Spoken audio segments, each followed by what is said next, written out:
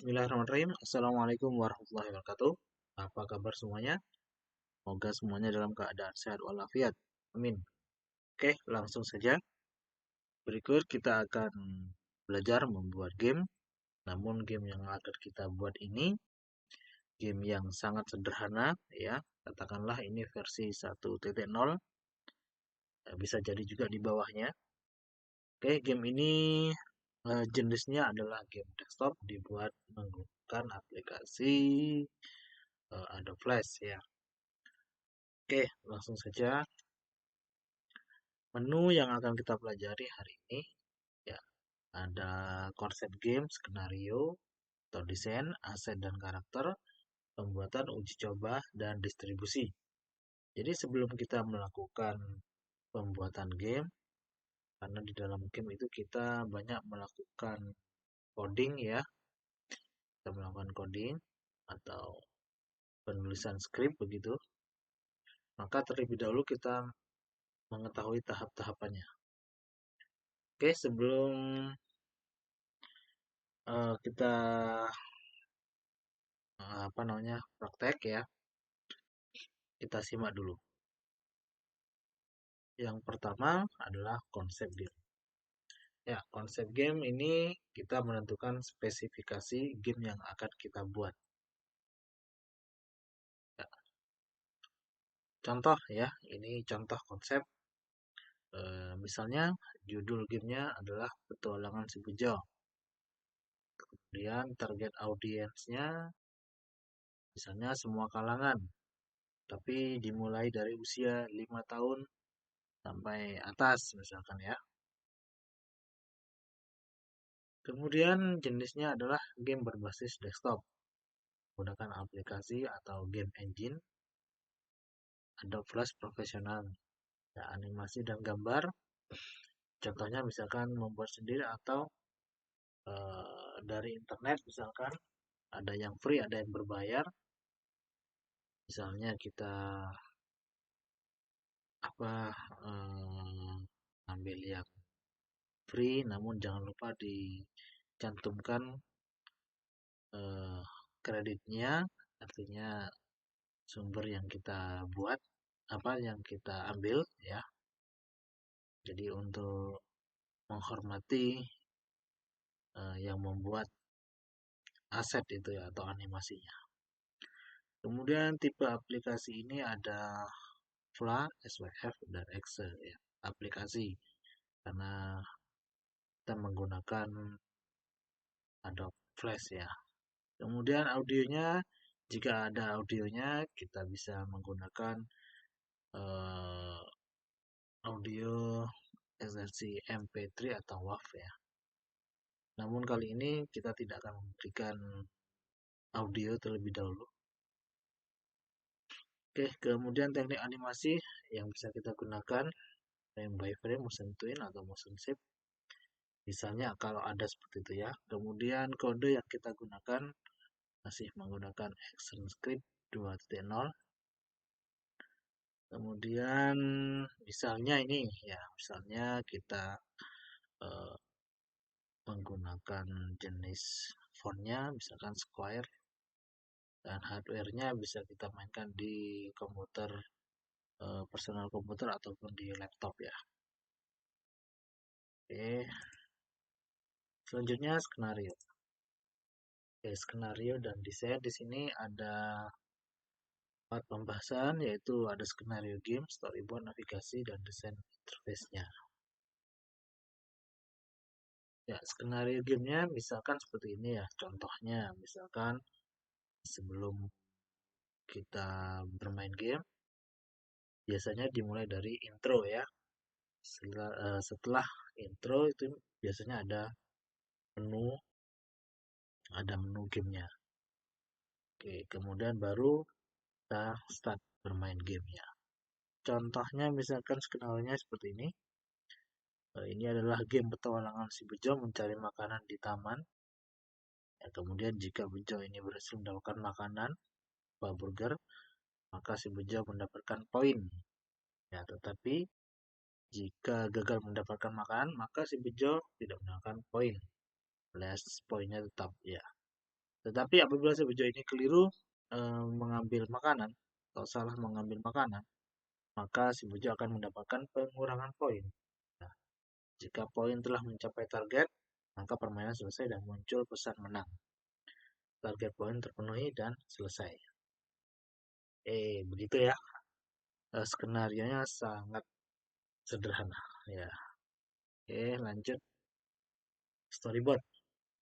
Ini contoh ya, contoh storyboard itu pembuatannya seperti ini. Saya ngambil dari internet ya. Jadi Anda sebelum membuat game, storyboardnya terlebih dahulu. Ya, storyboardnya seperti ini.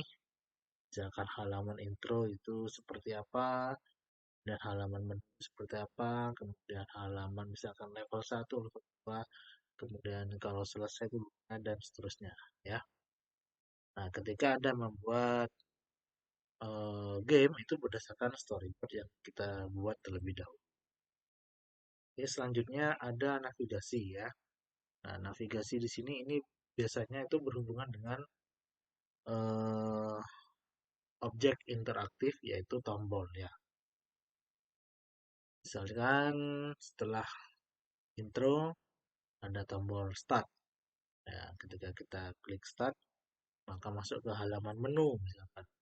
Nah, di menu itu ada banyak tombol, misalkan tombol main, tombol cara bermain, dan lain sebagainya.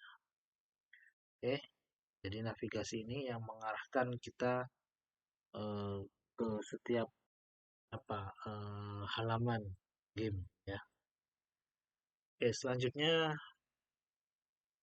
desain ya, desain interface-nya begitu ya. Di sini tidak disertakan semuanya. Ini biasanya itu dari desain oh apa mulai dari intro, kemudian menu, kemudian permainannya seperti apa ya. Oke, di sini mohon maaf.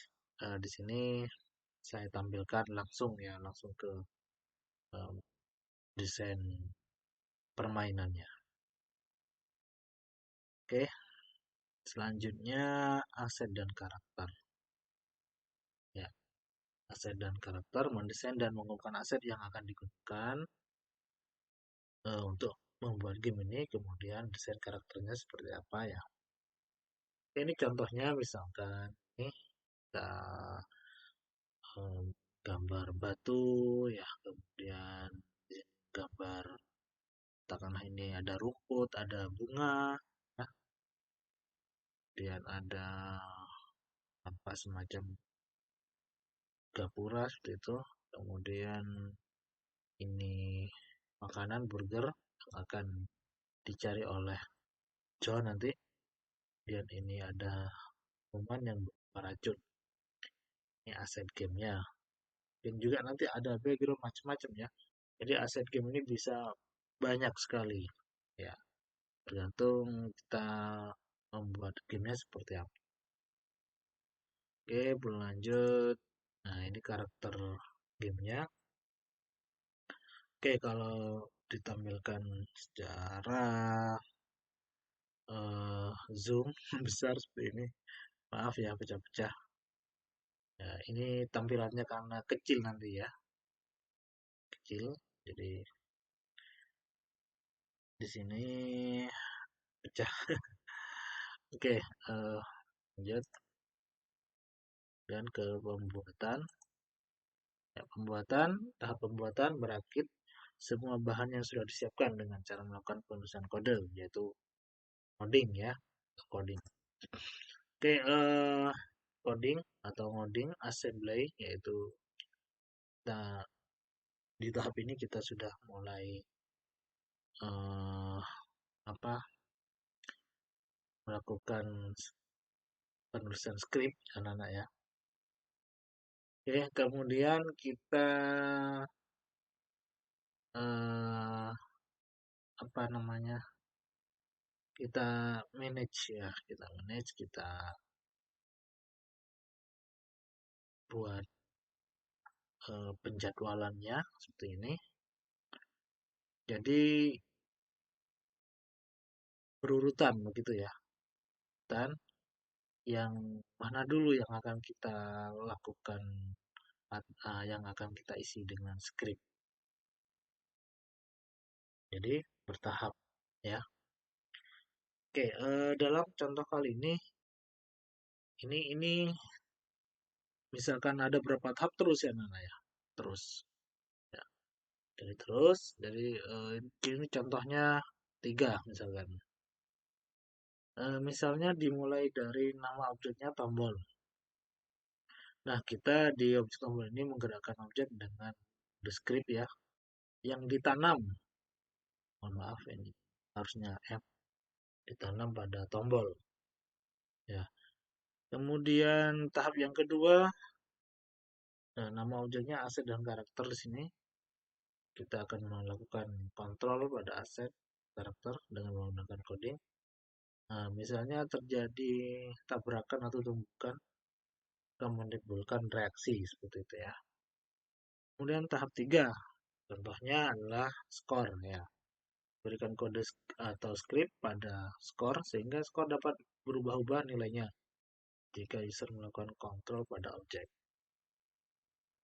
Ya, jadi jika pemain ya, jika pemainnya melakukan kontrol pada objek utama, kemudian dia ya sesuai dengan skenario ya, itu nanti akan menghasilkan apa seperti itu ya. Kemudian setelah kita rakit, kita melakukan coding, dan tahap uji coba.